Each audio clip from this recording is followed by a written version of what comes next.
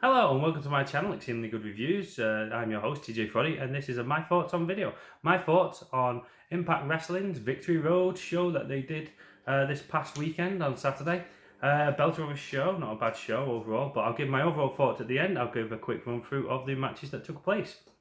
I did a predictions video for this show, 6 matches that had been announced at the time. However, there was 9 matches at the end on the night, so I'll give a quick run through and let you know which predictions I got correct or not and which ones I didn't predict. So the first match of the night obviously hadn't been announced when I did my prediction video. It's Des and Wes of the Rascals taking on AC Romero and Larry D of XXXLXL. This is a typical big man versus little man match. The big, strong, powerful Triple XL dominate the match. The Rascals get back into it by using their speed and agility. And ultimately the finish comes when Des pins Larry D. Not a great match, I don't think. Not a great way of opening the show, but the match is what it is. It was an okay match. It wasn't great. So yeah, like I said, Impact Wrestling, you should have picked a better match to open the show and get everyone hyped for the show. Second match of the night, Brian Myers taking on the hardcore legend Tommy Dreamer. I was looking forward to this match. I always love a Tommy Dreamer match, even though, you know, he's getting on in years, but he can still move in the ring when he has to. The innovator of violence, love it. But like I predicted correctly for this match. Brian Myers won. Predicted correct. He won with a clothesline though. Clothesline, the most deadliest move in professional wrestling apparently. Clotheslines Tommy Dreamer after a decent match and pins him to win. Furthering Brian Myers' character. It's a good win for him, I think. We see Moose backstage. He gets informed that he's got to be getting ready for his match. He doesn't want his match. He wants to focus on finding his TNA title, finding EC3. No, Mr. Moose, you've got a match tonight, so focus on that. Focus on tonight. We then get Rohit Raju come down to the ring. Rohit Raju, the X Division champion, defending his title in a Defeat Rohit challenge. Who answered the challenge? It's Willie Mack. I predicted Suicide, Trey Miguel, in the Suicide Mask. However, it was not to be. It was instead... No, TJP, sorry, I predicted to be in the Suicide Mask. But yeah, it ended up being Willie Mack answering the challenge, Chocolate Thunder. Willie Mack won the match, but he didn't win the title. It gets teased throughout the match. Count out may occur because Rohit Raju kept going to the outside. Ultimately, that is how the match ended. Rohit Raju was outside. He could have answered the call. The ref was up to 7 or 8. He could have got back into the ring, but he chose not to. Instead, he lays back down. Willie Mack wins the match, but Rohit Raju retains his title. Prediction correct for me. Yes, okay, the Suicide one wasn't correct, but I did predict that Rohit Raju would retain his title through some other means, match getting thrown out, disqualification, count out and whatnot, and that's what occurred. So prediction correct for me. Rohit Raju is still your X Division champion. Why? Interview with Sami Callihan and Ken Shamrock backstage. Sami Callihan does all the talking. Ken Shamrock just looks menacing in the background. I love this tag team. Can't wait to see what they do. Unlucky Eddie Edwards because they're coming for you, I'm guessing. We then get to see Caleb K in the ring. He introduces his client, Tennille Dashwood. Tennille Dashwood taking on Jordynne Grace. This is the deciding match, I'm assuming, because both wrestlers have pinfall victories over each other in the previous shows, victories over each other. So let's see who wins this one. Oh, no, wait. It's Tennille Dashwood. Tennille Dashwood. I predicted Jordynne Grace, so incorrect prediction for me. But Tennille Dashwood wins the match. It's a decent match. Both. This is another case of the power and strength of Jordynne Grace trying to overcome the speed and agility of Tennille Dashwood. But yeah, Tennille Dashwood picks up the victory. There is some distractions caused by Caleb with a K during the match, like I predicted, but I did not predict the finish. So yeah, Tennille Dashwood wins this match. Good for her. We then get Reno Scum taking on Rhino and Heath. Hashtag Heath for Impact. This is an unsanctioned match, remember. I don't know what the rules are for an unsanctioned match because this seemed like a match with rules, with restraints, with I expected a bit more of a brawl, like a hardcore match, an anywhere falls match. You know, it's unsanctioned, anything can go, but anything didn't go. So that kind of disappointed me a bit. Heath got isolated for large parts of the match. He got beat down a lot, but ultimately him and Rhino ended up fighting back, and they got the victory over Reno Scum. We see backstage, as they go backstage, Scott D'Amore is there with some papers in his hand. Is this a contract? No. But he does say that he wants to see Heath. He's inviting Heath to Impact on Tuesday, and they'll sit down and they'll discuss the matter. Maybe this could be a contract. he for Impact might have worked. Good for him. We then get, it's the 6th match of the night. Oh, by the way, I predicted that match correct. I predicted Heath and Rana to win. 6th match of the night, it's Moose against Trey Miguel. This one wasn't announced at the time. You can see that Moose is a bit distracted. He's wondering where his title is. He wants to know where EC3 is. You can hear him verbally saying it. You can hear it. Him saying, "Where's my title? Where's EC3? Where is he?"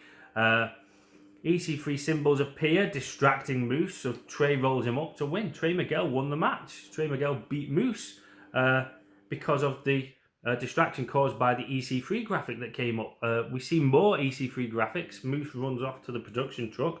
More EC3 graphics. He gets locked in there for a bit. When he gets out, he walks off. He finds his TNA title. It's like what have I put in my appears distracting. Moose walks off. Truck and sees more EC3 symbols. It's a wake. You see some form of wake for the TNA title. It's there, surrounded by candles. EC3 appears and takes out Moose and then walks off with the title. See you on Tuesday when we're going to have a funeral for this championship title. It's not an official title, but I wish it was. But anyway, yeah, go on to the 7th match of the night. The 7th match of the night, another match that wasn't announced at the time of my predictions. It's Ace Austin with Madman Fulton in his corner, taking on Josh Alexander with Ethan Page in his corner, the North, taking on Carl Anderson, the Machine Gun Carl Anderson with Doc Gallows in his corner, the Good Brothers, and then taking on Alex Shelley, one half of the Tag Team Champions, with Chris Sabin in his corner, the Motor City Machine Guns. Great Fatal 4-Way match. However, I don't like the format that Impact Wrestling used for this, in the fact that a Fatal 4-Way match is normally all 4 wrestlers competing at the same time in the ring, going at it. This, however, it was 2 wrestlers in the ring and the other 2 competitors on the outside and have to get tagged in.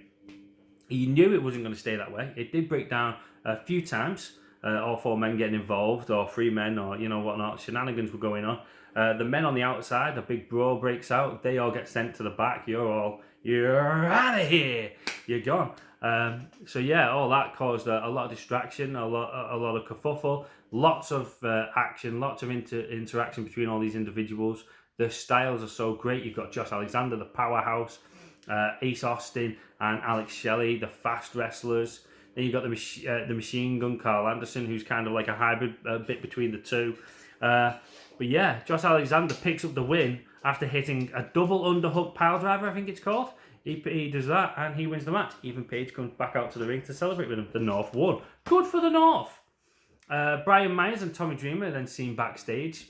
Looks like this feud isn't over and they're going to have another match on Impact on Tuesday. 8th match of the night, Susie, who's been teasing a transition into the Su Yung character again, with Kylie Ray taking on Deonna Purrazzo with Kimber Lee in her corner. Another great match. This was a decent match, a really entertaining match.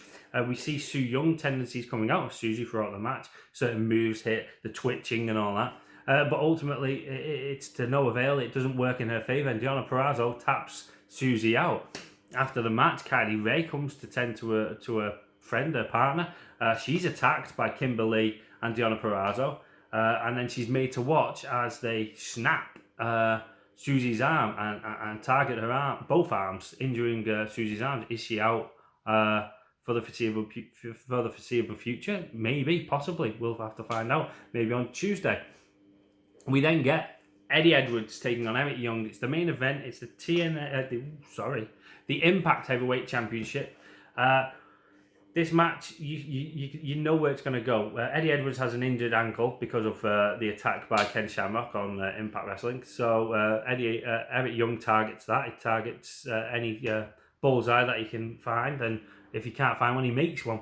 Lots of false finishes in this match, lots of action. Eric Young hits a pile driver. Eric Young locks in his submission, and Eddie taps out. That's the finish. Eric retains, like I predicted. Prediction correct here for me, and prediction correct in the previous match for me. Eric gets the chair. It looks like he's going to attack Eddie Edwards further, but Rich Swann comes out and makes the save. Good on you, Rich Swann. Rich Swann poses with the Impact Heavyweight title. Teaser for Bound for Glory. 9 matches on this card. It wasn't a great show overall, I've got to say it. My star match of the night was the women's title match between Susie and Deonna Perazzo, the knockout title match. Other matches were good, like the main event was good and everything. The Fatal 4-Way was always fun. That was a toss-up between that and the women's match for which one would get my star match. But yeah, a lot of it on the show was just forgettable. I mean, the opening, it got you off on a low point and it never built its way back up. Certain matches tried but failed. So ultimately, if I had to give this a star rating, I'd have to give this a 1.5 star. I am sorry, Impact Wrestling. I love your work. I love it and enjoy your programming. But this was a very poor show, very poorly structured and very poorly executed. Of all the titles, none of them changed hands, which is unfortunate. I didn't predict any of them would change hands, so my predictions were correct there. I only got one prediction wrong here. But yeah, overall, it was a forgettable show. I mean, if you missed it, I wouldn't worry. You'll no doubt see highlights of what occurred on Impact Wrestling. So check out Impact Wrestling on Tuesday if you want to see what happened here tonight. But yeah, so it's a forgettable show. It's unfortunate, but yeah, I'll be doing my review of Impact Wrestling to see what comes of this show and for more build for Bound for Glory, which is the bigger of the shows. So yeah, let me know if you like this video. Hit the like button if you did. Drop me a comment. Let me know what you thought of the show, what matches you liked and didn't like, and what matches you would prefer to have seen or not seen, as the case may be. But yeah, hit the like button, hit the subscribe. Stay safe, stay classy. Thanks for watching.